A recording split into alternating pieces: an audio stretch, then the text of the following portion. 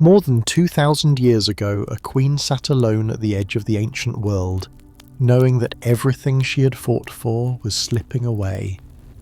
She was not merely a ruler of beauty and legend, she was a strategist, a linguist, a diplomat, and the last guardian of a 300-year dynasty. Her name has been whispered across centuries, reimagined by poets and painters, distorted by enemies and admirers alike. She allied herself with the two most powerful men in the Roman world, not out of weakness, but out of calculated and extraordinary will.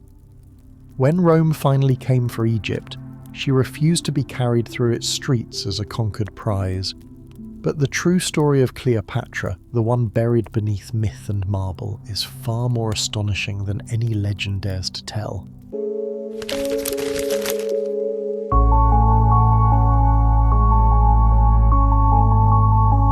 Welcome back to Whispered Empires, where ancient worlds awaken beneath quiet narration, and the great figures of history speak again in the stillness of the night. If tonight's story moves you, consider liking the video and subscribing, but only if this is genuinely the kind of journey you love to take. And if you have a moment, leave a comment with where you are watching from, and what time it is where you sit right now. There is something quietly beautiful about knowing that people in distant cities are settling into the same story tonight, each of them in their own circle of lamplight. Before we begin, I have one question for you. If you could ask Cleopatra one question about her life, what would it be? Now, find your comfort, let your breath slow, and allow yourself to drift into the story of the entire story of Cleopatra, Egypt's last great pharaoh. Chapter 1. The daughter of a dying dynasty, Cleopatra's world and early life. Long before her name became legend, long before Rome trembled at the sound of it, there was simply a child born into a world already ancient beyond measure. The year was 69 BC, and the city of Alexandria breathed and glittered along the edge of the Mediterranean Sea, its white marble catching the first pale light of an Egyptian morning. Into this world, brilliant, fragile, and slowly fracturing, Cleopatra VII arrived. She was the daughter of Ptolemy XII, a king whose reign was never quite as secure as he wished it to be, and most likely his queen, Cleopatra V Tryphena, who vanished quietly from the historical record not long after her daughter's birth. Ancient writers, tracing her life backward from the manner of her death in August 30 BC, place her birth in the early months of that 69th year before the Common Era. Coins struck while she was still a child in the mid-50s BC, inscriptions carved in stone, and the careful accounting of Egyptian royal succession all agree. She was born into the house of the Ptolemies, and that house, for all its grandeur, was already beginning to show its cracks. The dynasty she inherited had stood for a very long time. Nearly 2.5 centuries had passed since a Macedonian Greek general named Ptolemy, a close companion of Alexander the Great, had secured Egypt for himself in the chaotic years following Alexander's death in 323 BC. That first Ptolemy, who would later take the honorific title Soter, meaning saviour, had done something extraordinary. He had not simply conquered a land. He had chosen to become its king in the fullest sense, adopting Egyptian pharaonic titles, presenting himself in the ancient iconography of the gods, and weaving the traditions of two great civilizations into a single, enduring monarchy. He founded the Library of Alexandria and the Great Mausoleum beside it. He established the cult of Serapis, a god carefully crafted to unite Greek and Egyptian spiritual traditions. He brought the body of Alexander himself to rest first at Memphis and later in a magnificent tomb in the new city that bore the conqueror's name. By 305 BC, Ptolemy I had formally declared himself pharaoh, and the dynasty was born. For roughly the next century and a half, that dynasty flourished in ways that were difficult to fully comprehend even for those who lived within it. Under rulers such as Ptolemy II and Ptolemy III, Alexandria became the most celebrated city of the known world, a place where knowledge, commerce, and beauty gathered as if drawn by some invisible force.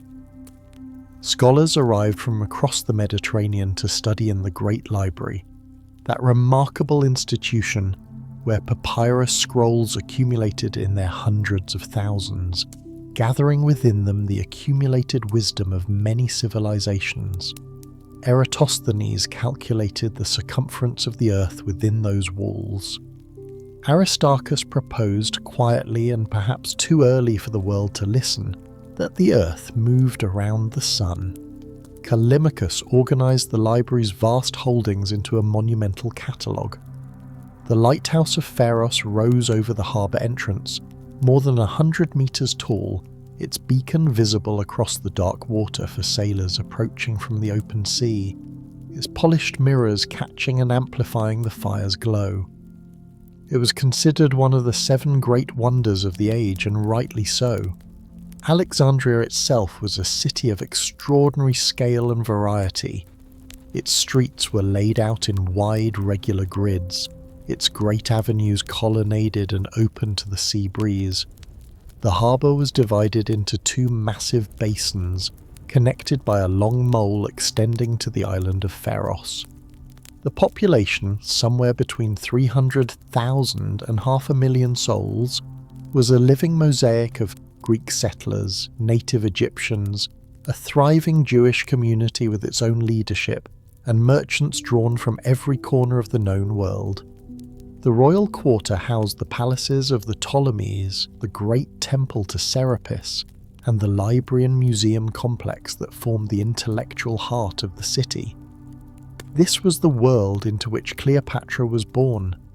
This was the inheritance she would one day carry. And yet by the time of her birth, that inheritance was already burdened. The golden years of the dynasty had given way to a longer, quieter erosion. The later Ptolemies had grown increasingly dependent on a power rising in the west, Rome, a republic that was itself in the midst of its own turbulent transformation. The relationship between Egypt and Rome had deepened over decades into something that resembled partnership on the surface, but carried the unmistakable weight of dependency. Egypt's extraordinary wealth, the grain that flooded out of the Nile Valley in quantities sufficient to feed entire populations, the papyrus and glass and textiles that moved through Alexandria's harbours, the tax revenues drawn from a complex and tightly managed agricultural economy made it one of the most coveted territories in the Mediterranean world. Rome knew this, and the Ptolemies knew that Rome knew. Cleopatra's father, Ptolemy XII, was a man who understood his kingdom's precarious position perhaps better than any of his predecessors. He was known to his contemporaries, somewhat affectionately and somewhat mockingly, as Oletes, the flute player. The name came honestly.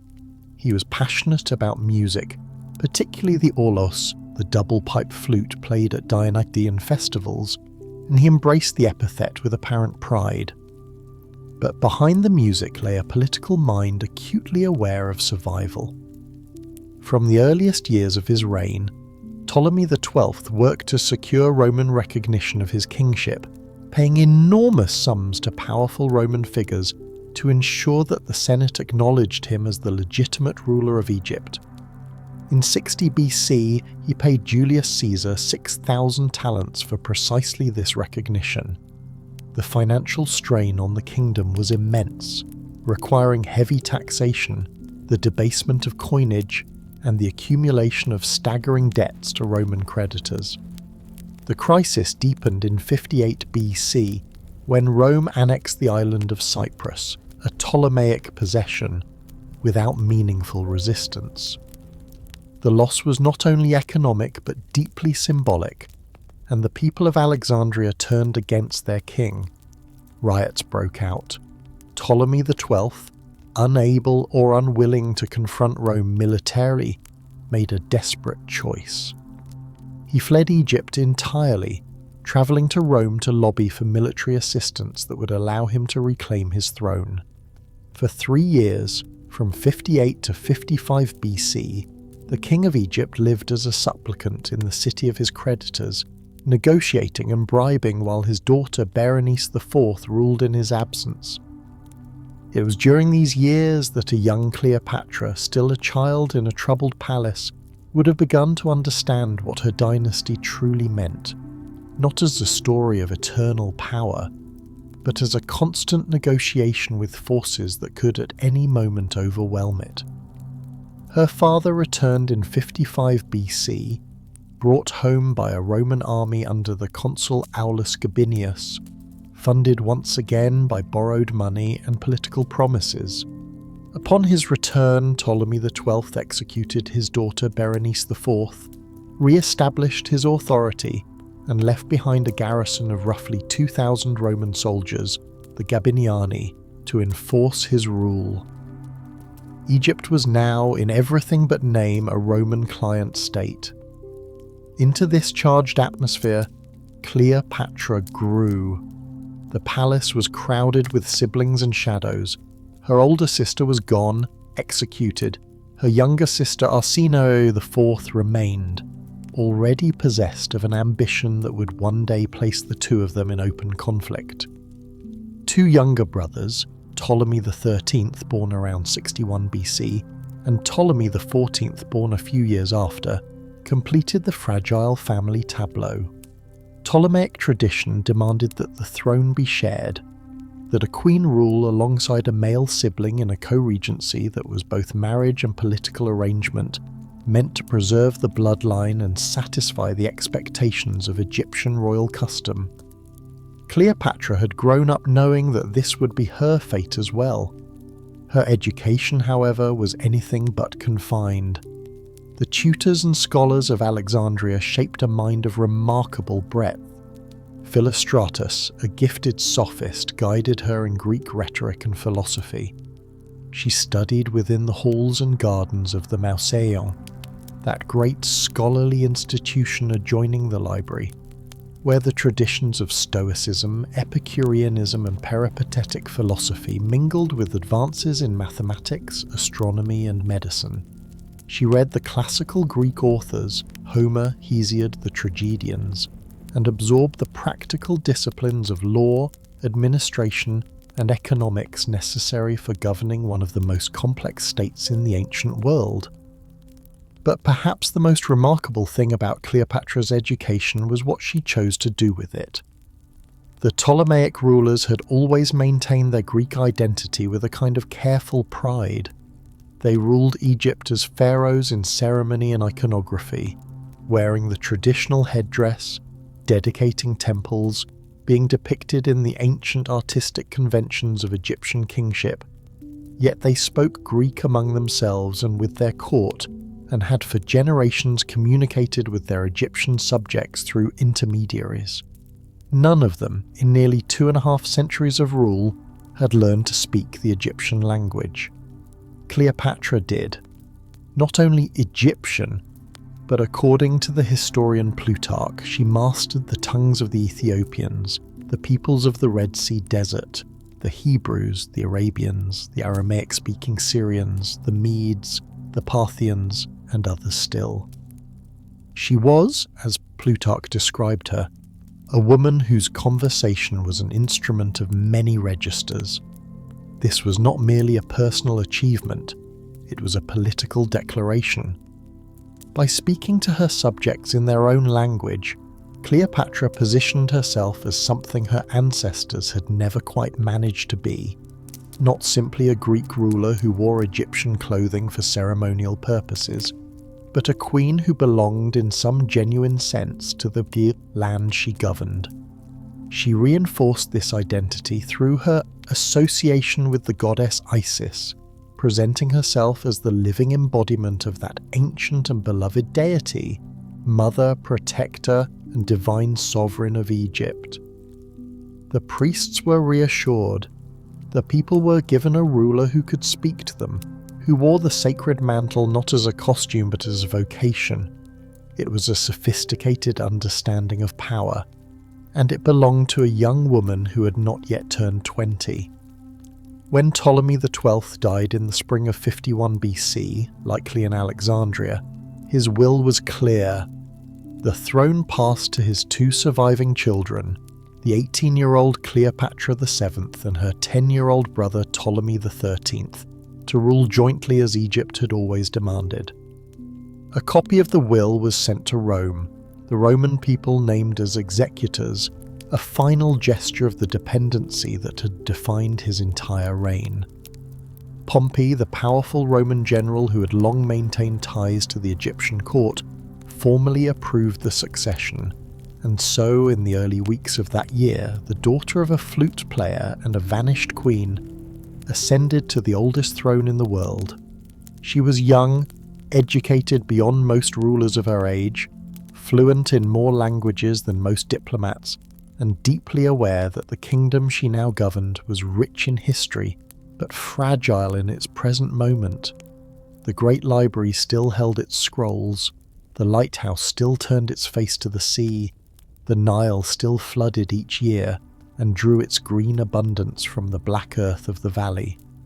But the debts were enormous, the granaries were under strain, the tax burden pressed heavily on the peasants of the Nile Delta, and at the centre of the court surrounding her young brother, a small group of powerful men were already watching and waiting. But inheriting a throne and holding it are two very different things, and the young queen's grip on power would soon be tested by forces far closer to home than Rome. Chapter 2: The Exiled Queen, Civil War, Survival, and the Arrival of Caesar. There is a particular kind of silence that settles over a life when everything familiar is suddenly taken away. When the palace gates close behind someone who had known nothing but royal halls, when the court that once bowed now turns its back, when the very kingdom built by generations of ancestors becomes unreachable, in that silence a question forms. What remains when power is stripped away? For Cleopatra, Queen of Egypt, that question arrived in the spring of 48 BC. She had ruled alongside her younger brother Ptolemy XIII as co-regent of the Ptolemaic dynasty. But the boy king was not truly governing. Behind him stood three men who held the real threads of power: Pothinus, a eunuch who served as regent and wielded extraordinary influence over the young pharaoh; Achilles, the hardened commander of the Egyptian army; and Theodotus of Chios, a rhetorician and senior counselor who lent the inner circle a veneer of scholarly wisdom.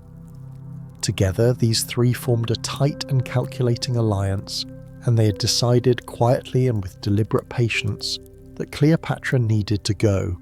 The mechanisms they used were not dramatic at first. They were legal, political, procedural, the slow tightening of a noose woven from custom and courtly intrigue. Egyptian dynastic tradition required a female ruler to share her throne with a male co-regent, and so Cleopatra had been paired with her younger brother from the beginning. But now that arrangement, meant to stabilise the dynasty, became the very instrument of her undoing. Pothinus and his allies exploited the court structure, manoeuvred through the royal administration, and in the spring of 48 BC, Cleopatra was formally expelled from Alexandria. She fled eastward. Ancient accounts differ gently on the details, as ancient accounts often do. Plutarch describes her slipping away in a boat wrapped in linen, moving quietly through the darkness. Appian speaks of the Alexandrian nobles compelling her departure, and of her seeking refuge further east, near the courts of Syria. Cassius Dio records it as a political overthrow, sudden and complete. What all accounts agree upon is that she left, accompanied by her younger sister Osno IV, and that she carried with her both the memory of what she had lost and the determination to reclaim it. She did not rest long in exile. Moving through the eastern desert and into Syria, Cleopatra began the slow and difficult work of assembling an army.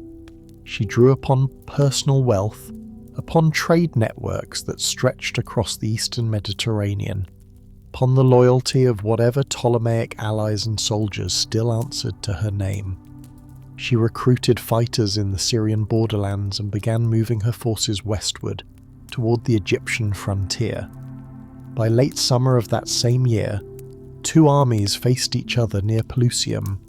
Cleopatra's gathered force on one side, her brother's far larger Egyptian army on the other.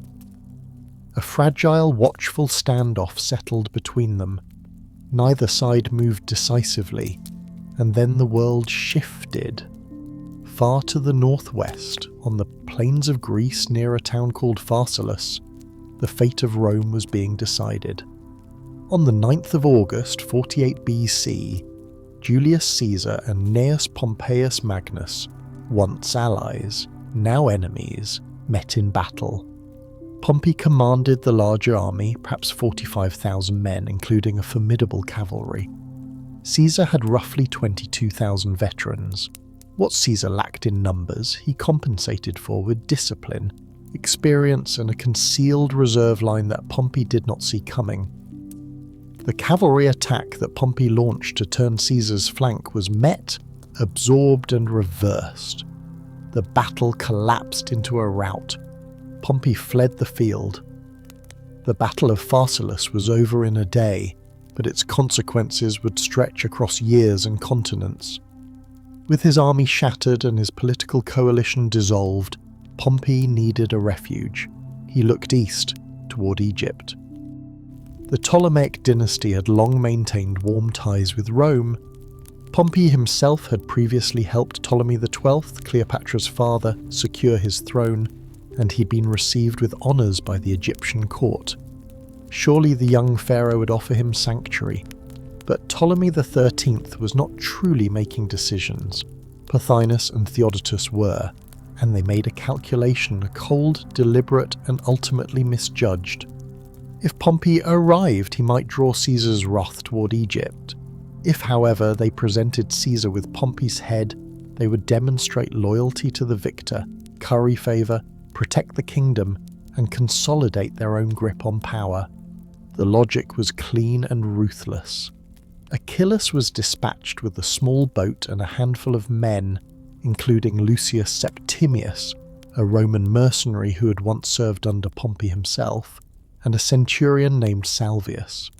Despite warnings from his wife Cornelia and his advisors, Pompey stepped from his ship into the smaller vessel. The shore drew near, and then, without ceremony, Septimius drove a sword into Pompey's back. The others struck with daggers. The great Roman general died on the water within sight of Egypt's shore. He was beheaded, his body cast into the sea, and his severed head was carried back to Alexandria on a lance. When Julius Caesar arrived in Alexandria shortly afterward, in the early days of October, the Egyptian court presented him with their offering, the preserved head of his former rival and one-time friend. Caesar recoiled. He turned away, and by ancient account, he wept. Whatever conflict had grown between them, Pompey had been a Roman of the first rank, a man Caesar had known for decades. The sight was not triumph, it was grief. Caesar's objectives in Egypt were complex from the beginning. He had come ostensibly on legal and diplomatic grounds. The late Ptolemy XII had left a will naming his children as his successors, a will that had been formally recognized by the Roman Senate during Caesar's own consulship. The treaty between Rome and Egypt created obligations, including the repayment of a substantial debt owed to Rome, perhaps 10 million denarii, that Caesar now arrived to enforce. He framed his presence not as conquest but as arbitration, as the proper exercise of Roman authority over a client kingdom. But the mood in Alexandria was anything but welcoming. Pothinus, still directing the young pharaoh, ordered Achillas to march his army, roughly 20,000 soldiers, to the capital. the Alexandrian population, fiercely proud and deeply suspicious of foreign soldiers walking their streets, began to prepare for resistance. Caesar found himself and his small force effectively besieged within the royal palace quarter, the Brucheion, that magnificent district of colonnaded avenues and private harbours, of garden courtyards and imposing entry gates flanked by ancient obelisks, that sprawling and beautiful complex where the Ptolemaic dynasty had long governed Egypt's ancient world. The situation was dangerous and delicate. Caesar held the palace but not the city. Ptolemy XIII's forces held the streets, and Cleopatra, still camped with her army near the eastern frontier, needed to reach Caesar before her brother's allies could prevent any meeting. What happened next has been passed down through the centuries in one of history's most quietly famous stories. Plutarch, writing in the early 2nd century, records that Cleopatra had herself concealed within a rolled piece of material, often described as a carpet or a linen sack, which was then carried through the palace gates as an ordinary delivery, and unrolled before Caesar in his private chambers. Modern historians treat the precise details of the story with measured caution. Plutarch wrote long after the events, and the tale carries the dramatic flair that ancient biographers sometimes favoured. Some scholars suggest she may simply have entered veiled and in disguise. The mechanics matter less than the outcome. Cleopatra stood before Julius Caesar. She was 21 years old, she spoke several languages, understood the political landscape of the Mediterranean world with extraordinary sophistication, and she came bearing arguments that Caesar could not easily dismiss. She spoke of her dynastic right, confirmed by her father's own will, the same will Caesar had come to Egypt to honour. She spoke of stability, of Egypt's grain, of the wealth of the Nile that could flow toward Rome and towards Caesar's campaigns.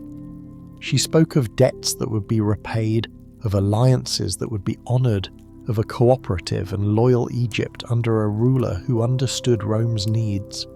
She offered Caesar everything Ptolemy's faction could not: legitimacy, intelligence, and a vision of mutual advantage.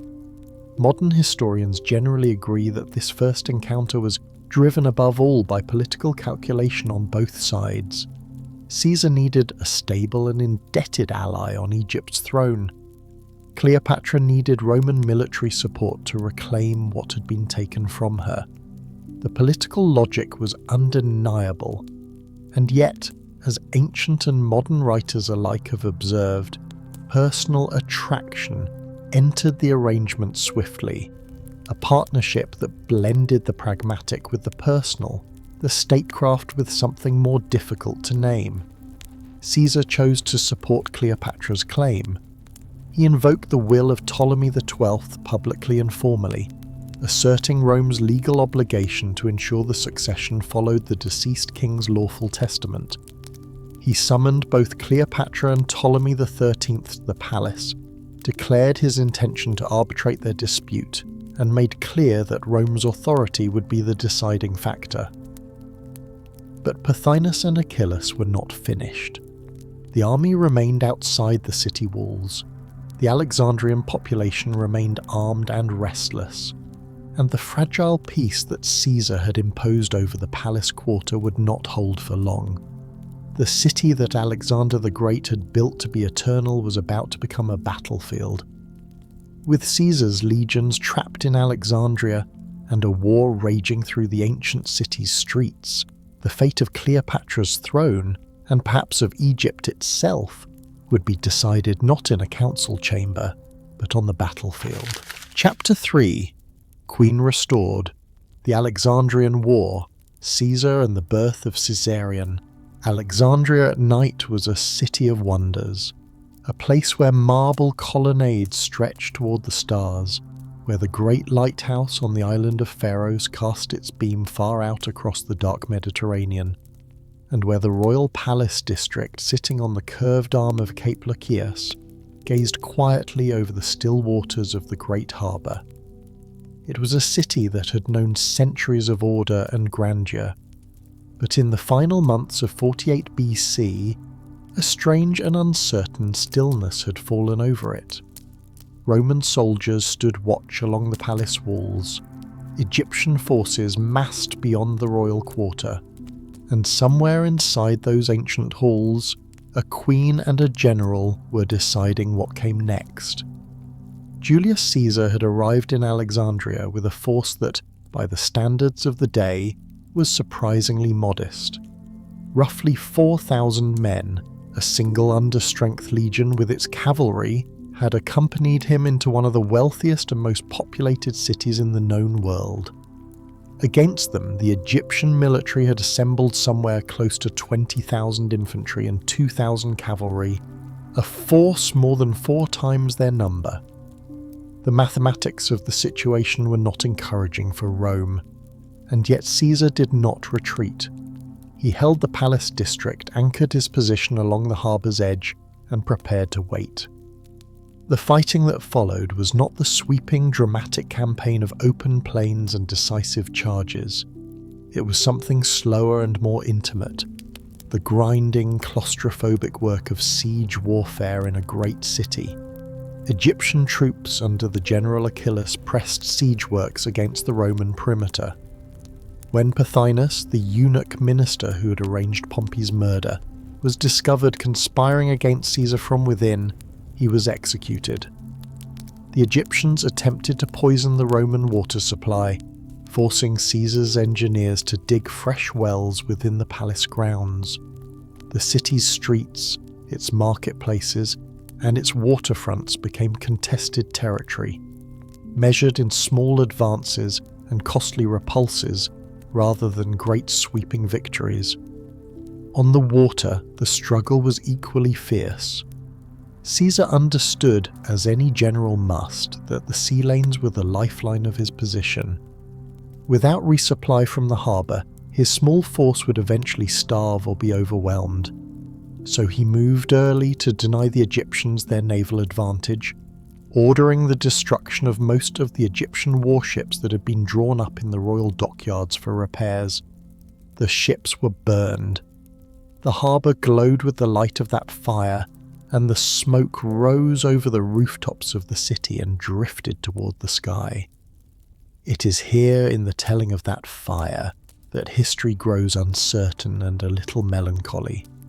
Ancient writers, Plutarch among them, drawing on Livy, would later claim that the flames spread beyond the dockyards and reached the warehouses and storage halls near the harbour, where tens of thousands of scrolls were kept. Cassius Dio speaks of books of exceptional quality being lost. The number offered by ancient tradition is around 40,000 scrolls. For centuries, this moment has been mourned as the burning of the Great Library of Alexandria itself, one of antiquity's most devastating losses. But historians who have examined the evidence carefully note that the library's main buildings lay some distance from the harbour.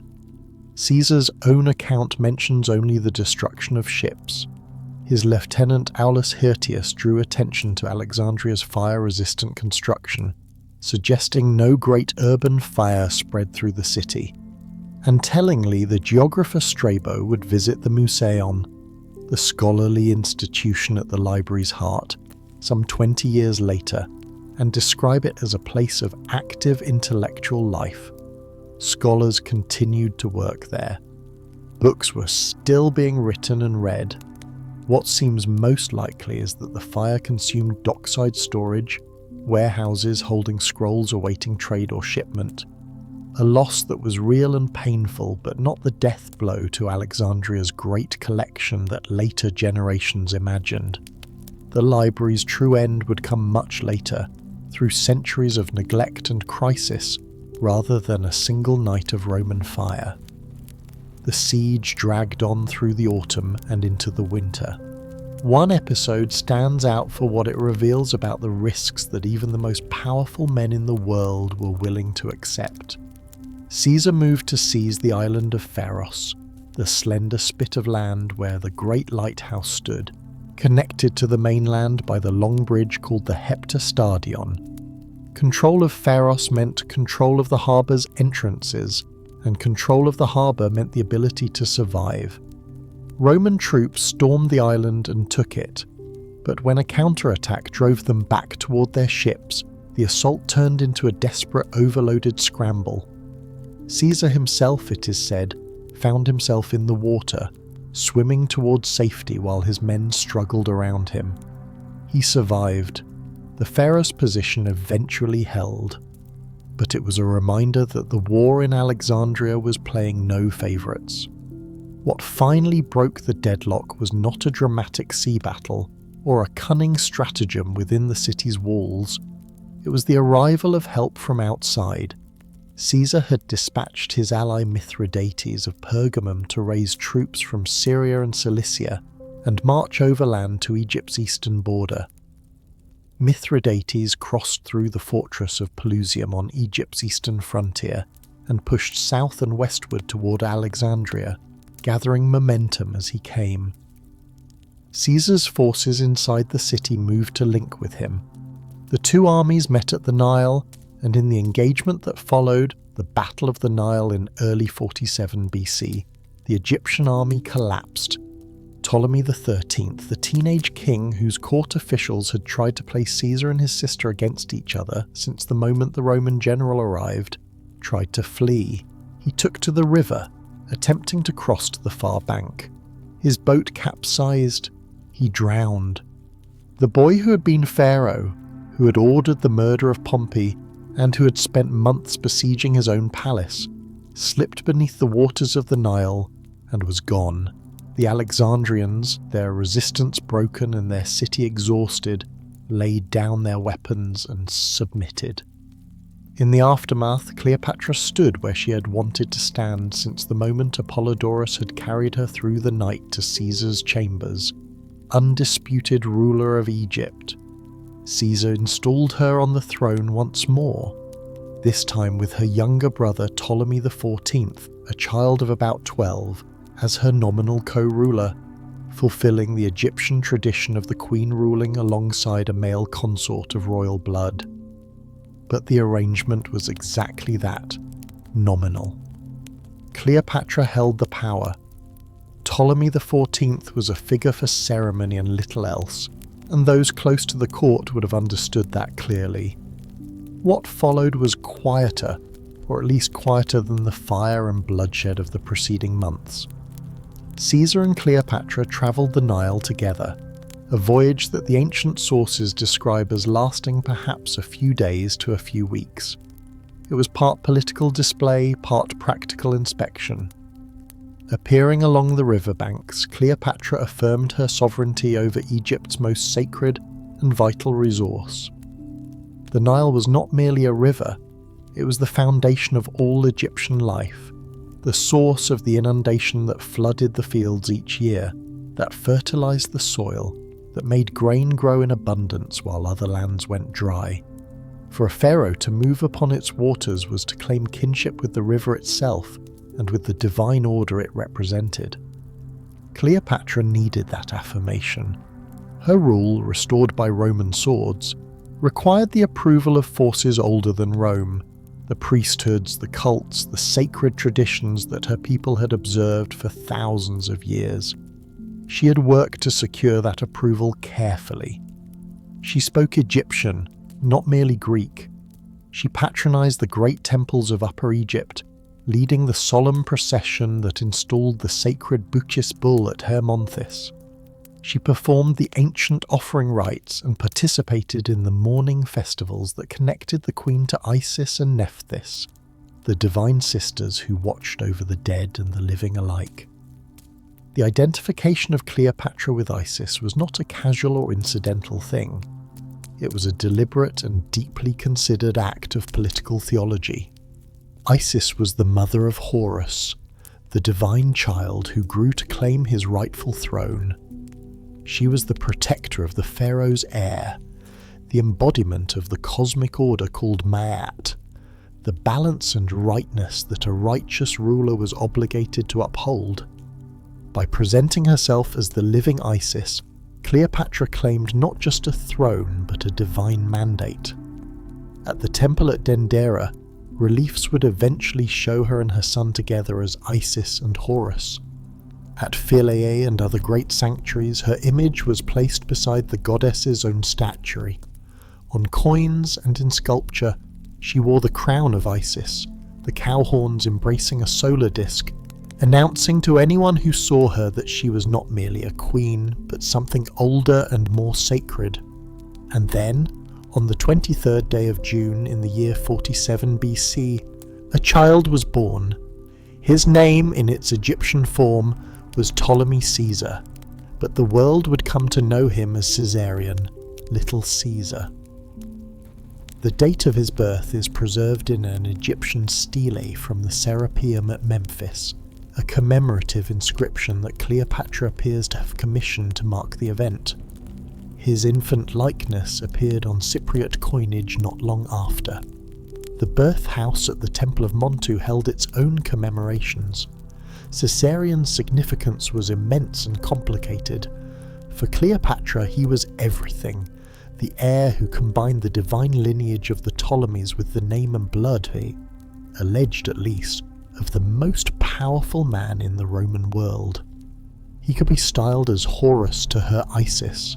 He could be presented to Rome as the son of Caesar, binding Egypt to the Julian name through ties of flesh and blood. He was, in the intricate calculation of ancient power, a living argument for the permanence of Cleopatra's dynasty. But Julius Caesar never formally acknowledged the boy. No document from his hand names Caesarion as his son. His will, when it was eventually opened after his death, made no mention of the child. He allowed the name to be used, and he kept Cleopatra and the infant in his Roman villa when they visited the city. But the legal and public recognition that Cleopatra may have hoped for never came. Opponents were quick to exploit the ambiguity. A Roman named Gaius Oppius even wrote a pamphlet arguing that Caesarion could not possibly be Caesar's son. The claim was contested from the moment it was made. Cleopatra arrived in Rome in the autumn of 46 BC, accompanied by Ptolemy XIV and possibly the infant Caesarion, lodging in Caesar's villa in the gardens across the Tiber. The visit had a clear diplomatic purpose: to cement the alliance forged in Alexandria, to secure the formal status of friend and ally of the Roman people for herself and her kingdom, and to press quietly for whatever recognition of Caesarion's paternity she could obtain. Caesar had by this time accumulated power that no Roman had held before, appointed dictator in perpetuity, controlling the armies, reshaping the Senate, circulating in an atmosphere heavy with rumours of kingship. The Roman aristocracy received Cleopatra with a mixture of fascination and barely concealed contempt. Senators crowded her chambers, seeking Caesar's favour, while simultaneously mocking her claims and her presence. Cicero, writing in his letters, was blunt. He declared that he detested the queen, found her arrogance intolerable, and refused even to describe her appearance. She represented, to Roman eyes of the conservative sort, exactly the kind of decadent foreign influence that threatened the Republic's values. A woman who claimed divine status, who wielded power openly, who had borne the probable child of Rome's most powerful man. She was fascinating and alarming in equal measure. The gilt bronze statue that Caesar placed in his Temple of Venus Genetrix, depicting Cleopatra as Isis beside the image of the Roman Divine Mother, was itself a kind of statement about how he saw her, not merely as an ally or a companion, but as a figure of sacred significance, a goddess queen whose presence honoured the divine lineage he claimed for himself. Romans who passed through that temple and looked upon her image would have felt the strangeness and the audacity of it. But Rome's tolerance for Caesar's concentration of power was wearing thin. On the 15th of March, 44 BC, the Ides of March, and approximately 60 senators gathered in the Curia of Pompey, the hall attached to the Great Theatre of Pompey where the Senate had convened that day. They surrounded Julius Caesar and stabbed him roughly 23 times. He fell at the base of a statue of Pompey and did not rise again. The news reached Cleopatra swiftly. She had lingered in Rome after the assassination, waiting, hoping perhaps that Caesar's will might name Caesarion or offer some formal acknowledgement. It did not. The will named Caesar's great-nephew Octavian as his heir. Cleopatra had no patron left in Rome, no protector, no ally with the power to shield her. She left the city, departing in the days immediately following the assassination, and sailed back toward Egypt. Back in Alexandria, she moved with quiet efficiency. Ptolemy XIV, her 12-year-old brother and nominal co-ruler, died in the summer of 44 BC, most likely in August. Ancient tradition points to poison, and to Cleopatra's hand behind it. Whether this is precisely true or merely the interpretation of hostile later sources, the result was plain. With Ptolemy XIV gone, there was no rival Ptolemaic claimant to complicate her position. In his place, she elevated the infant Caesarion, Ptolemy XV, as her new co-ruler. Egypt was now ruled, in name and in fact, by a queen and her very young son, Isis and Horus, mother and heir, the living embodiment of the divine order she had spent her reign proclaiming. She governed the kingdom carefully during these years. The Ptolemaic administrative machinery, with its Greek officials, its Egyptian overseers, its state-controlled monopolies in oil and papyrus and salt and textile, continued to function. Irrigation projects revived. Canal construction improved the grain surplus. Trade routes through Alexandria's great harbour brought luxury goods and metals and spices from across the Mediterranean world. The economy was not merely maintained, it was strengthened. Cleopatra understood, as her predecessors had understood, that Egypt's wealth was ultimately built on the Nile's annual gift of silt and water, and she tended that wealth with disciplined attention. She had lost Caesar, but she had not lost Egypt. And Egypt, its grain, its wealth, its strategic position at the meeting point of the Mediterranean and the ancient East, remained the most valuable single possession in the world. Any Roman general who wished to dominate the coming struggle for power would eventually have to reckon with her. With Caesar gone, and Rome tearing itself apart in the struggle for succession, Cleopatra would need to find a new path through the chaos, and soon that path would lead her to a second Roman general whose destiny was now inseparable from her own. Chapter 4. The Meeting at Tarsus, Cleopatra, Mark Antony, and the Eastern Alliance. In the long, slow aftermath of Julius Caesar's death, the world that Cleopatra had known shifted beneath her feet like sand carried by a quiet river. She had been in Rome when the daggers fell on the Ides of March in 44 BC, and she returned to Alexandria carrying with her the weight of uncertainty, the memory of a protector gone, and the knowledge that everything she had built, every careful alliance, every diplomatic step, would need to be rebuilt again from the beginning. Rome, in those months, was a city of competing ambitions. Mark Antony, the man who had stood closest to Caesar in life, moved quickly to secure his position, claiming the loyalty of the legions and the levers of government. The Senate hesitated. The conspirators, Brutus and Cassius among them, slipped away to the east, gathering soldiers and resources for a war they believed would restore the old republic. And from the city of Apollonia, a young man named Octavian arrived in Italy, bearing Caesar's name as his inheritance and his shield, drawing veteran soldiers to his cause with a patience and calculation that belied his youth. By the autumn of 43 BC, the three dominant Caesarian heirs, Antony, Octavian, and the general Lepidus, had formalized their arrangement through a law known as the Lex Titia. This agreement created the Second Triumvirate, a 5-year commission that placed the three men above all other Roman magistrates. granting them supreme military command, the power to issue binding edicts, and the authority to dispose of provinces and populations as they saw fit. The Roman world was divided among them. Octavian took the west, Antony claimed the east and the promise of its ancient wealth, and Lepidus received a portion of the middle ground. The east was where Antony's gaze rested.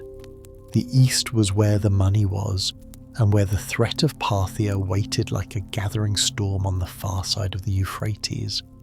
And the east was where, in 42 BC, the war against Caesar's killers would be settled. At the plains of Philippi in the autumn of that year, the armies of the triumvirs met the forces of Brutus and Cassius in two great engagements. In the first clash, Brutus pushed through and overwhelmed Octavian's camp, while Antony broke through Cassius's lines on the other side of the field. Cassius, believing from a false report that all was lost, took his own life. 3 weeks later, the armies met again, and this time the Republican cause shattered completely. Brutus fled and soon followed Cassius into death. The last organised resistance to the triumvirs was gone, and Rome's republican dream, at least for now, lay still on the Macedonian plain. In the division that followed Philippi, Antony's eastern command took on enormous dimensions. He held authority over the Greek provinces, Asia Minor, the Near East, and Egypt. Client kingdoms stretched beneath his influence like links in a long chain. Judea, Armenia, Cappadocia, Galatia, the Bosporan kingdom, and more. And beyond it all lay the unfinished ambition of a campaign against Parthia, a campaign that would require resources, supplies, and money on a scale that only one kingdom in the east could truly provide. So it was that in 41 BC, Mark Antony sent word to Alexandria, summoning the Queen of Egypt to the city of Tarsus on the southern coast of what is now Turkey, along the banks of the river Cydnus. The summons carried the weight of Roman authority. Officially, Cleopatra was called to answer accusations. Reports that she had aided the supporters of Brutus and Cassius during the war. Her former governor of Cyprus, a man named Serapion, had defected to Cassius and supplied him with ships. Roman propaganda had been content to lay the blame at Cleopatra's feet. But the reality, as Cleopatra had already taken care to establish, was more nuanced. She had written to Cassius with an excuse citing troubles in Egypt, while quietly directing Caesar's 4 Egyptian legions to the Caesarian commander Publius Dolabella. She had not aided the conspirators. She had done what she could within the constraints of her position, and she arrived at Tarsus prepared not to grovel, but to negotiate. She did not arrive quietly. Plutarch, writing centuries later, preserves an account so rich in detail that it has never entirely left the imagination of those who have read it. Cleopatra sailed up the Cydnus on a barge whose prow was covered in gold, its sails dyed deep purple, its oars fashioned of silver. From the deck, music drifted across the water, flutes, pipes, and lutes, woven together into something that seemed to belong less to the ordinary world than to a dream. She herself reclined beneath a canopy embroidered with gold, dressed and presented in the manner of Aphrodite, the goddess of beauty and love, while boys costumed as cupids fanned her on either side, and her attendants, arrayed as sea nymphs and the 3 graces, moved gently around her. The smoke of fragrant incense drifted over the riverbanks, and the crowds who had gathered to watch fell into a kind of hushed wonder, murmuring to one another that Aphrodite had come to meet Dionysus for the purposes of blessing all of Asia. Antony had cultivated a public association with the god Dionysus, the deity of wine, charisma, and divine ecstasy. Cleopatra understood this. By presenting herself as Aphrodite, the divine counterpart, the goddess who complemented and completed the god, She transformed a diplomatic summons into a mythic encounter. This was not the arrival of a queen answering charges. This was the arrival of a divine force meeting its equal. The theatrical staging said everything that words could not. Egypt was wealthy, Egypt was powerful, and its queen was not a supplicant. She was a partner. The crowds who had lined the riverbanks to see Antony, it was said, drifted away entirely to see Cleopatra instead, leaving him sitting largely alone at the tribunal he had arranged for their meeting. She invited him to dine instead, and he accepted.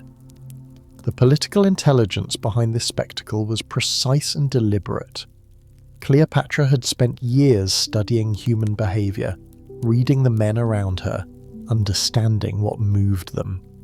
She knew that Antony responded to grandeur, to theatre, to the pleasures of the senses.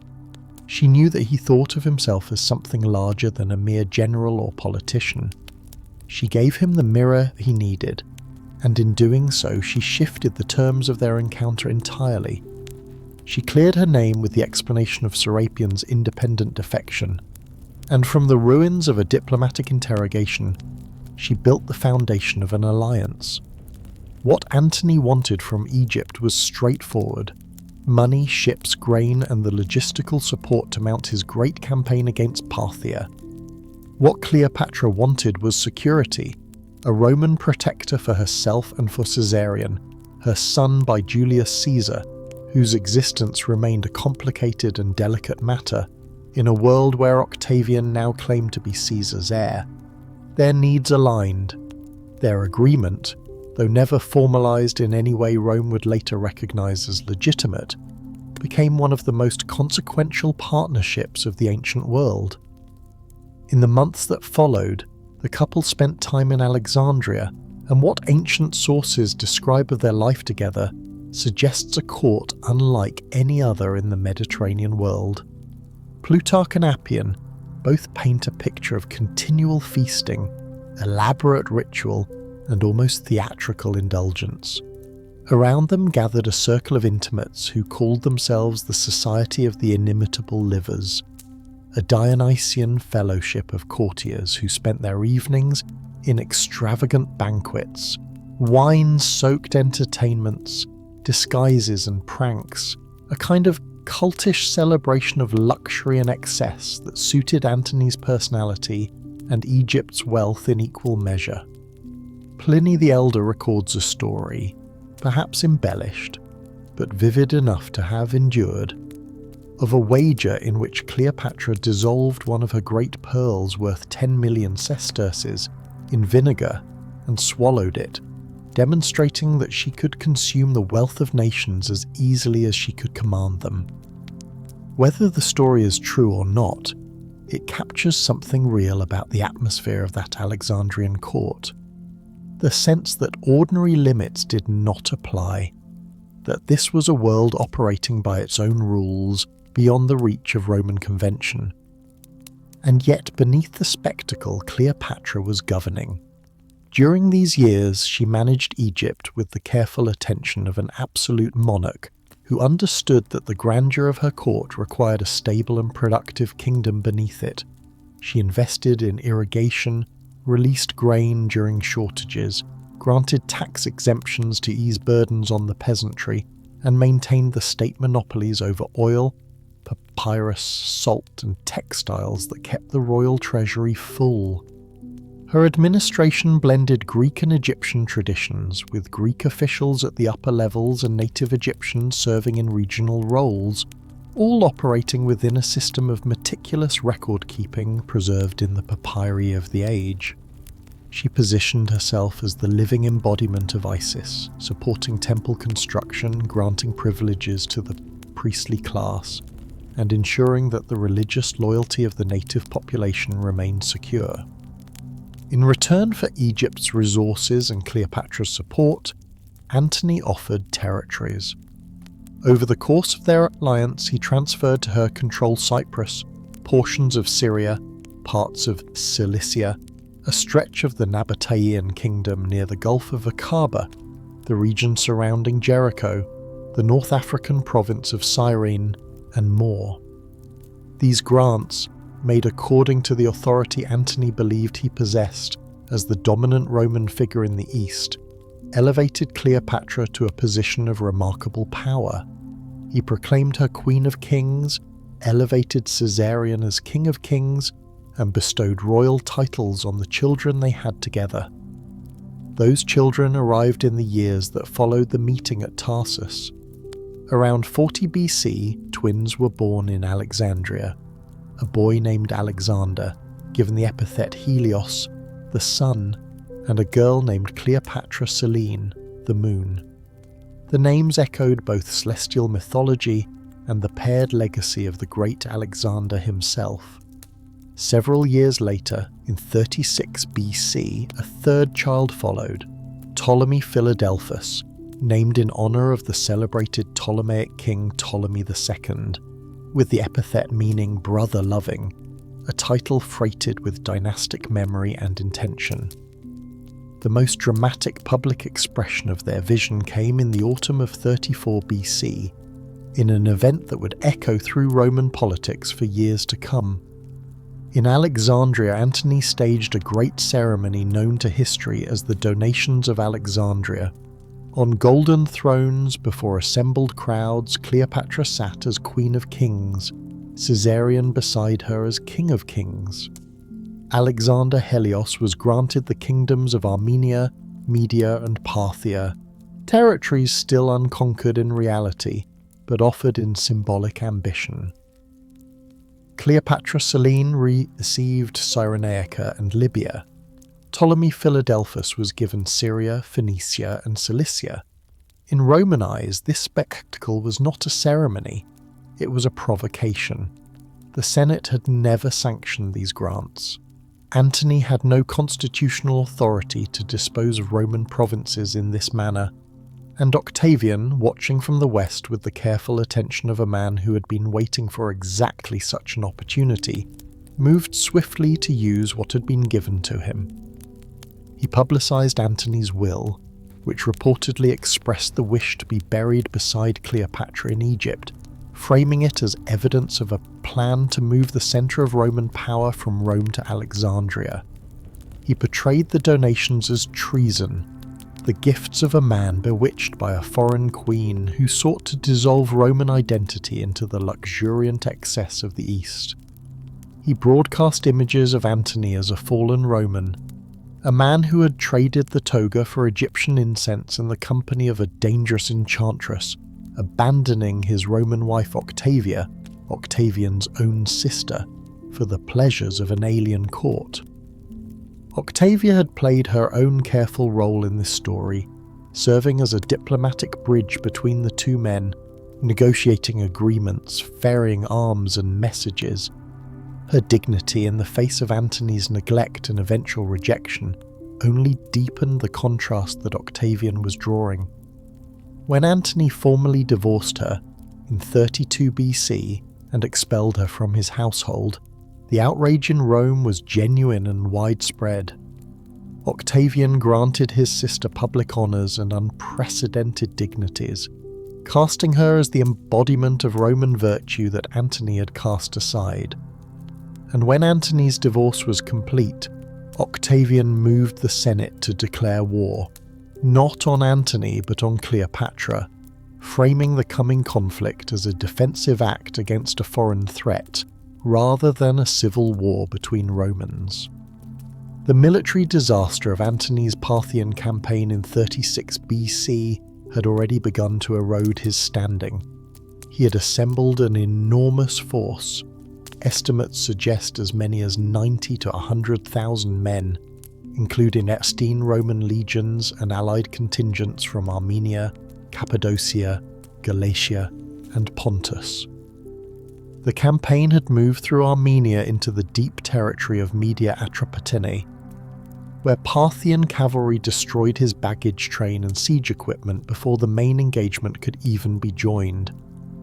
The attempt to storm the Atropatene capital failed, and the retreat through the Armenian mountains in winter cost tens of thousands of lives, leaving the enterprise a ruin of shattered ambition and broken men. The failure fed Octavian's narrative. It gave the propaganda machine a soldier who had squandered Roman lives for Eastern dreams. It deepened the sense, already cultivated with care, that Antony's judgment had been compromised by desire, by distance, by the woman who ruled Alexandria from her golden throne. And yet, even as the political weather turned, the alliance between Cleopatra and Antony held. What modern scholars have come to understand of their relationship suggests it was neither purely political nor purely romantic, but something woven of both. She needed him, he needed her, and the evidence suggests that beyond the necessity, there was genuine feeling, something more than calculation in the nightly feasts and the shared court, something more than diplomacy in the names given to their children. The alliance that had once seemed unshakable was now threatened by forces neither Cleopatra nor Antony could fully control. And the final reckoning between the Eastern world they had built together and Octavian's vision for Rome was fast approaching. Chapter 5: The Battle of Actium, the final war for Egypt. There is a particular stillness that settles over the world when great empires are about to change hands. A quietness before the tide turns. And in the autumn of 31 years before the Common Era, that stillness gathered itself along the western coast of Greece, above the narrow strait at Actium, where two worlds prepared to meet. But before the ships ever touched the water, the war had already begun in words. Octavian, the adopted heir of Julius Caesar, the calculating young man who had patiently outmaneuvered every rival Rome had ever placed before him, understood something that generals before him sometimes forgot. The most decisive battles are not always fought on open water or open ground. Sometimes they are fought in the forum, in the Senate chamber, in the minds of the Roman people, and so when the time came to formally declare war, Octavian did not declare it against a Mark Antony. To do so would have been to acknowledge what everyone quietly knew, that this was a Roman civil war, one Roman lord against another. Roman law had grown weary of civil wars, the people had grown weary of them, the Senate had grown weary of them, and Octavian was far too careful a man to carry that particular stigma. Instead, he declared war against Cleopatra. He declared war against the Queen of Egypt, against a foreign monarch, against a woman, against a power that was, in his telling of it, reaching its long fingers into the Roman world and threatening to swallow what Rome had built. By casting Cleopatra as the enemy, as the true adversary, the foreign queen who had seduced a Roman general away from his duty, Octavian placed Antony in an impossible position. To fight alongside Cleopatra was to be seen as fighting against Rome itself. Antony's Roman supporters found themselves asked to take up arms not against a fellow citizen, but against their own civilization. It was a masterful piece of political theatre, and Octavian was not finished. At some point before the war began, Octavian seized a document from the Temple of Vesta, where the sacred Vestal virgins kept it under their protection. The document was Antony's will. Whether the will was genuine or had been altered in some way remains a question that history has never fully answered. But its contents, read aloud before the Roman Senate, and then posted publicly in the forum dispatched by messengers across the entire empire, were devastating. The will, as Octavian read it, declared that Antony's children by Cleopatra were to be his heirs. Vast eastern territories were to be bequeathed to them. And perhaps most striking of all, most vivid in the minds of the Roman people, was the clause stipulating that Antony wished to be buried alongside Cleopatra in Alexandria. Not in Rome, not among the graves of his ancestors and his people, but in Egypt, beside his queen.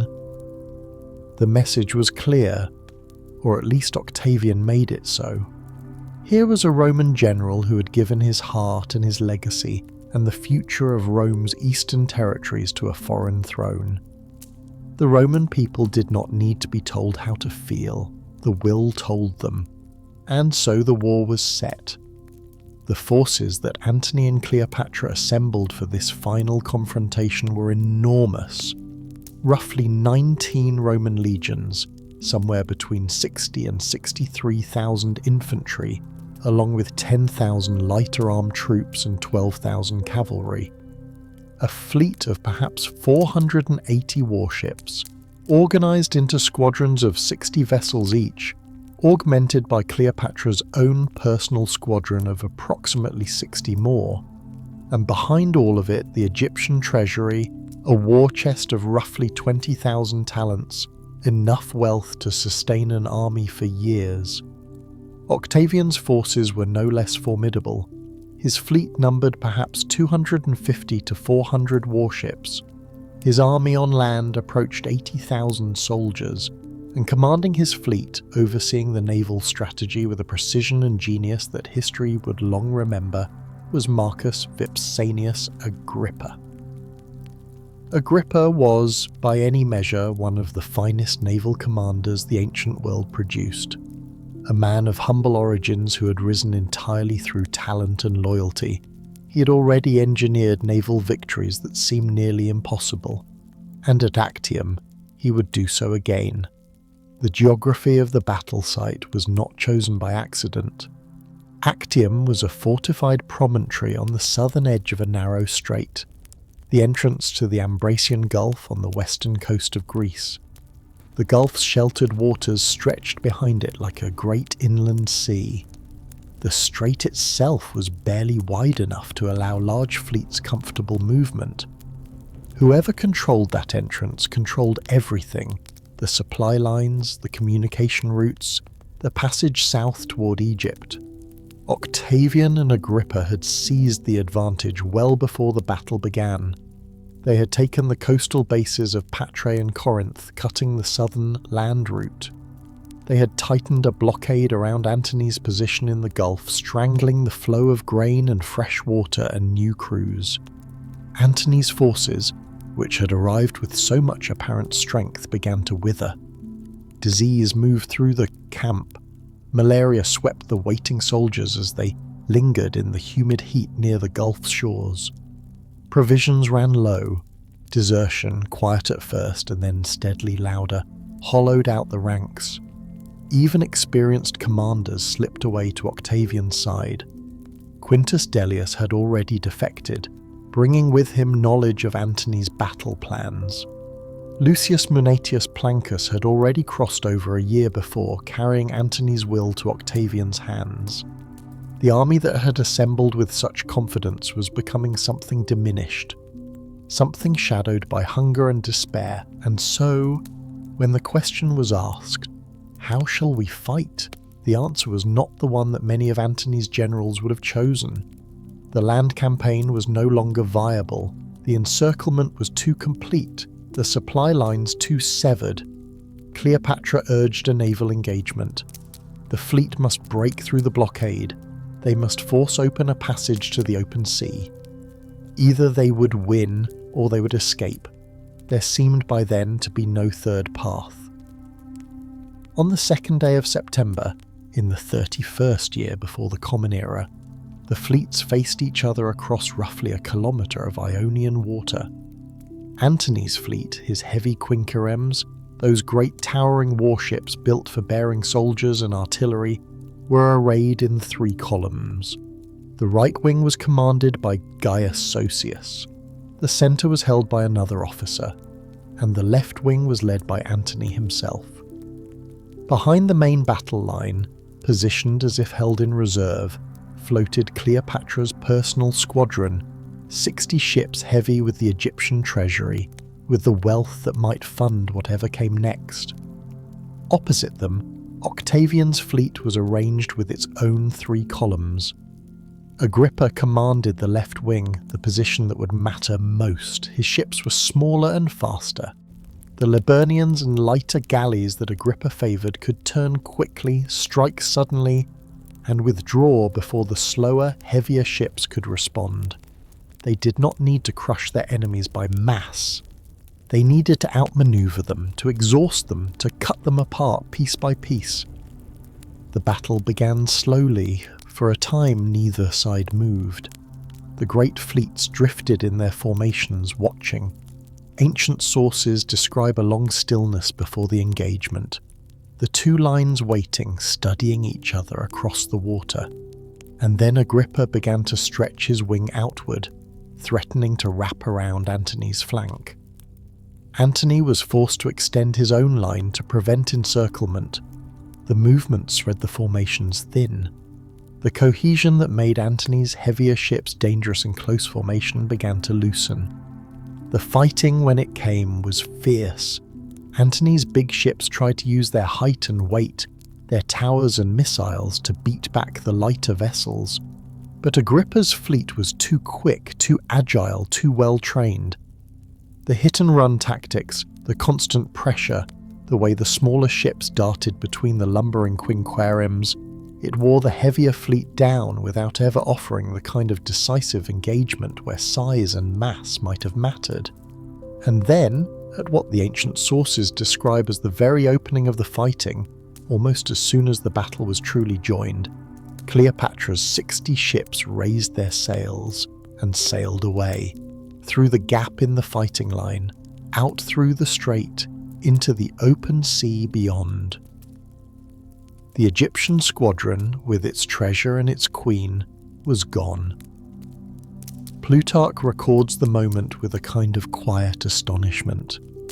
The 60 vessels positioned behind the main line suddenly unfurled their sails and fled, and Antony, seeing them go, abandoned his own command. He left his flagship, he left his officers, he left the men who were still fighting and dying in his name. He boarded a small galley and went after her. Cassius Dio writes that Antony was, in that moment, simply dragged by the woman, pulled from the battle by something stronger than military duty or honour, or the weight of everything that depended on him staying. The fleet that remained behind fought on for a time, but with Antony gone and Agrippa pressing hard, the line collapsed. The Battle of Actium was over. What drove Cleopatra to withdraw so suddenly has been debated across centuries. Ancient writers were largely unsparing. She fled in panic, they said, and Antony followed in disgrace. But modern scholars have looked at the same moment differently and more carefully. Some believe the withdrawal was always planned, that Cleopatra's position behind the main line was not the position of a reserve force but of an escape force, that she never intended to fight, only to wait for an opening and then break through. Her squadron was loaded with the treasury. She was not planning to sink with the defeated navy, she was planning to survive it. Others argue that the withdrawal was a deliberate strategic maneuver, a calculated retreat designed to preserve what remained, to keep enough power and wealth intact to negotiate, to protect her children and her dynasty, even if the battle itself was lost. That in withdrawing she was not abandoning the fight, but shifting it to different ground, the ground of diplomacy, of survival, of whatever might come next. The truth, as with so many moments in this story, rests somewhere in the mist. What is known is what above followed. Antony arrived at Cleopatra's ship. He sat at the prow, apart from everyone, his face turned toward the sea. Ancient writers describe him in those hours as a man whose spirit had already left him, silent, motionless, staring at nothing. The great Roman general, the soldier who had once been the most powerful man in the Eastern world, sat alone as his entire life collapsed behind him. Back in Greece, his land forces did not hold. Within weeks of the naval defeat, the Allies began to peel away. The Eastern client kings who had pledged their loyalty offered it now to Octavian instead. The army of 23 legions that Antony had stationed in Greece and the Balkans surrendered without a fight. One by one, the pillars of his Eastern coalition fell away until nothing remained. By the following spring, the road to Egypt lay open. Cleopatra had not surrendered to despair. Whatever grief she carried in the days after Actium, she was already moving.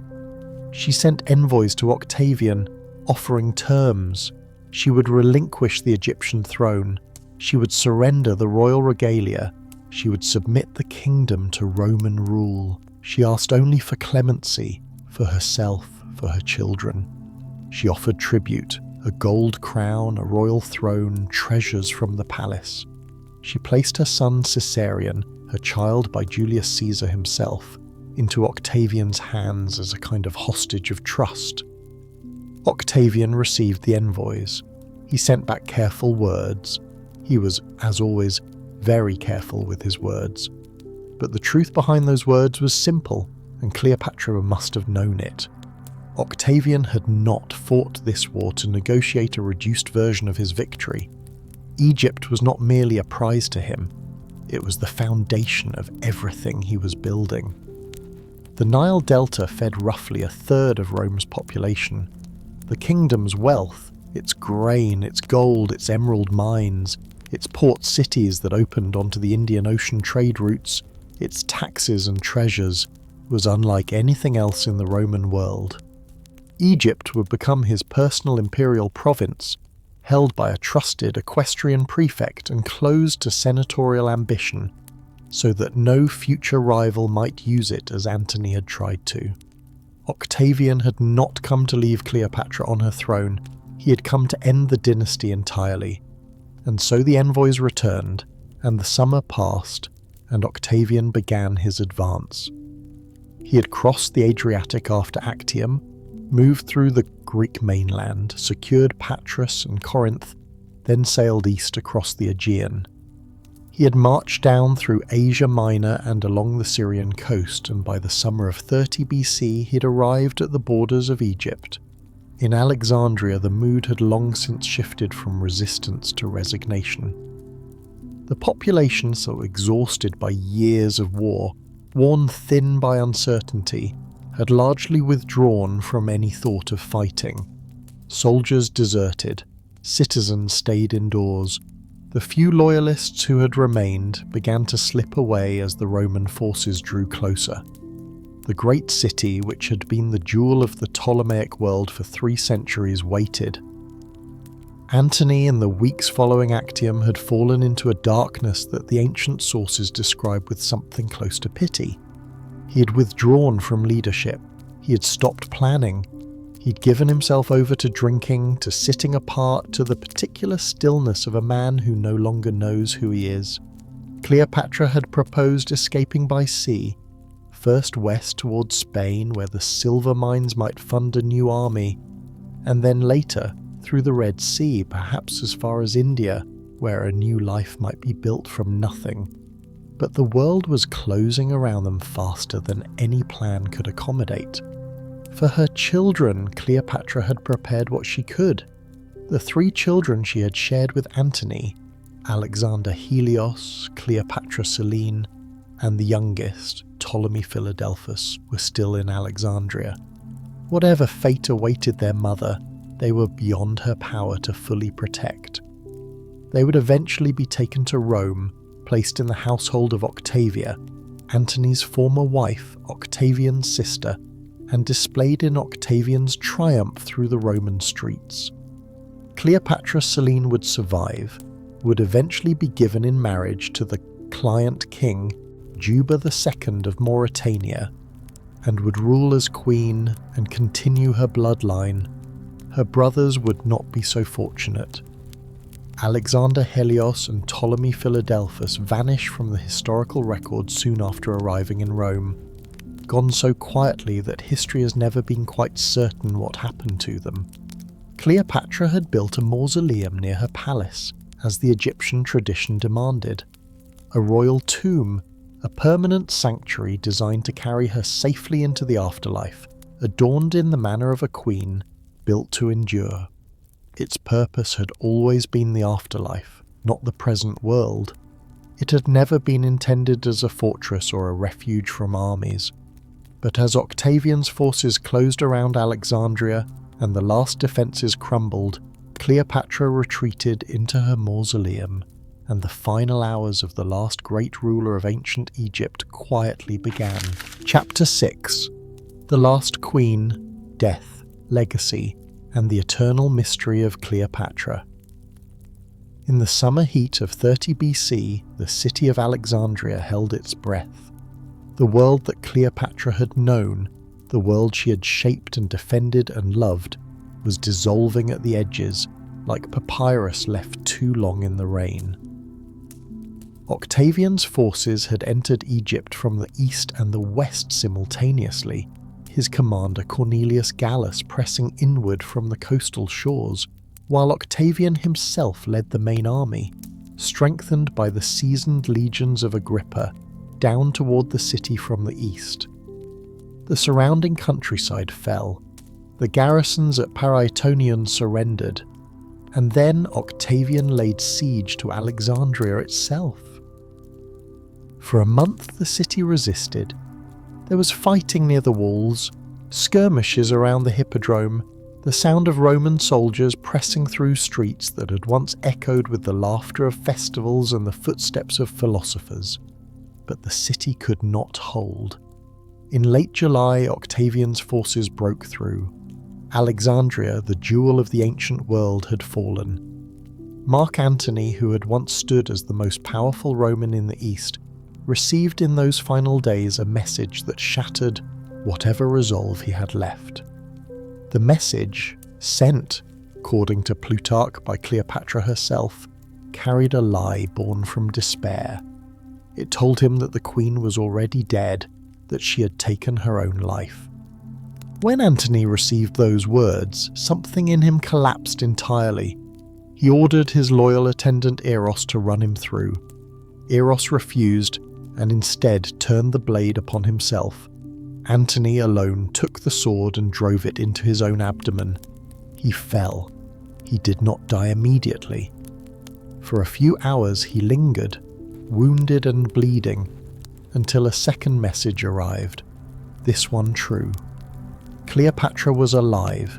She was waiting for him inside her great mausoleum, a tomb she had built near the Temple of Isis, an elaborate structure meant to carry her across the threshold of eternity in the manner of a queen and a goddess both. Antony ordered his attendants to bring him to her. The great doors of the mausoleum were bolted shut. Cleopatra, standing at a window above, could not risk opening them. And so, with the help of her two devoted handmaidens, Iris and Charmian, she lowered ropes, slowly, carefully. They drew the dying man upward through the window and into the upper chamber. They laid him on her bed. They gave him a little wine. And there, surrounded by Cleopatra and the two women who had served her all her life, Mark Antony died. He was buried as a king, embalmed in the Egyptian manner, placed in a tomb beside her own. Where that tomb rests today, the world does not yet know. In the days that followed, Cleopatra faced a different kind of battle. Octavian came to her, and she went to him, offering everything she could think of. Her son Caesarion, the boy the world called the son of Julius Caesar, offered as a hostage in exchange for clemency. She offered Egypt's treasures. She offered herself as a client queen, loyal to Rome. Octavian listened, and then he refused. There could not be two Caesars in the world. Caesarion was hunted down as he tried to flee southward toward the Red Sea, intercepted and executed. He was 17 years old. Cleopatra was confined. The room they placed her in was deliberately bare. No ropes, no sharp objects, nothing that could serve as an instrument of escape. Guards searched her clothing, her hair, the very folds of her garments. She was isolated from her children who were held separately. And through this calculated confinement, Octavian believed he had secured his prize, the last queen of Egypt, alive to be displayed in chains at the head of a Roman triumph, just as her kingdom's wealth would now pour into Roman coffers. But Octavian had underestimated her. He had always underestimated her. The ancient sources, Plutarch, Cassius Dio, Strabo, Appian all agree that Cleopatra died in early August of 30 BC, not long after Antony. What they do not agree on is precisely how. The most famous version, the one that has travelled farthest through history, says that she arranged for a basket of figs to be brought to her, and that hidden among the fruit was an Egyptian cobra, the asp. She allowed it to bite her. Iris and Charmian, her faithful companions to the last, were found dying beside her when Octavian's men broke through, Charmian still adjusting the queen's diadem with trembling hands. That image, the queen reclining serene, the serpent of Egypt curled at her side, became the image that Rome chose to immortalize. Octavian displayed it in his triumphal procession, a sculpted effigy of Cleopatra with the snake upon her arm. It served him beautifully, a story of a foreign queen who preferred death to Roman mercy, a story that placed her defeat safely within the narrative of Rome's moral and cultural superiority. But modern scholars have grown skeptical of the serpent. Toxicologists note that an Egyptian cobra's venom, while capable of producing a quiet, progressive paralysis, is not reliably painless, and the idea that a single snake could kill Cleopatra and both of her attendants cleanly in a confined space strains biological credibility. The high summer heat of Alexandria would have made the animal sluggish and unpredictable. The earliest accounts, Strabo, Plutarch, Cassius Dio, are vague, sometimes contradictory, with some suggesting not a snake at all, but a poison applied to the skin or swallowed as a prepared mixture, or introduced through a hollow implement like a hairpin, leaving only two small marks that could easily be mistaken for a bite. Most historians today lean toward a deliberate poison, perhaps a mixture of hemlock, opium, or aconite, administered by a woman who had all her life been deeply interested in the properties of medicines and venoms alike. Some have even suggested that Octavian, who had reason to want her dead without the political cost of ordering her execution, may have facilitated what he then chose to call a suicide. Whatever the truth of her final moments, Octavian accepted the story publicly, buried her beside Antony as she had wished, and moved on to the business of reordering the world. Egypt became his personal province, not a senatorial territory, not a shared Roman possession, but his own. He appointed an equestrian prefect to govern it, a man of rank below the senatorial class, so that no ambitious nobleman could ever again use Egypt's grain, Egypt's wealth, Egypt's strategic weight against a Roman emperor. He equated the Alexandrian coin with the Roman denarius. He retained the nome system of local administration while binding its governors to Roman legal authority. The grain of the Nile Delta, which fed the city of Rome, would now feed his political legacy as well. Cleopatra's three surviving children, the twins Alexander Helios and Cleopatra Selene, and their younger brother Ptolemy Philadelphus, were taken to Rome and paraded in Octavian's triumph in chains. They were placed afterward in the household of Octavia, Antony's Roman wife, who raised them with what the sources suggest was genuine care. The boys vanish from the record. Alexander Helios and Ptolemy Philadelphus are presumed to have died young, their fates unknown to history. But Cleopatra Selene survived. She was educated in Octavia's household, and in approximately 25 BC, she was married to the Numidian prince Juba II. Augustus settled them as client rulers of the Kingdom of Mauritania in the northwest of Africa, where they built a prosperous court that celebrated Hellenistic culture and learning. Cleopatra Selene styled herself, on her coinage and in public life, as Cleopatra, daughter of Cleopatra. She carried her mother's name like a lamp held against the dark, and she reigned until her death around 5 or 6 CE, buried beside her husband in the royal mausoleum of Mauritania in what is now Algeria. In Rome, the story of Cleopatra was quickly shaped into something useful. She became the symbol of Eastern decadence, of foreign seduction, of the dangerous lure of luxury and ambition that could unmake even the greatest Roman man. Horace wrote of her as monstrous then, almost in the same breath, praised the calm dignity of her death, finding in her suicide something almost Roman in its controlled self-destruction. Plutarch, writing a century later, painted her as a woman of irresistible charm, brilliant conversation, and deep intelligence, yet never quite freed his portrait from the frame of seduction.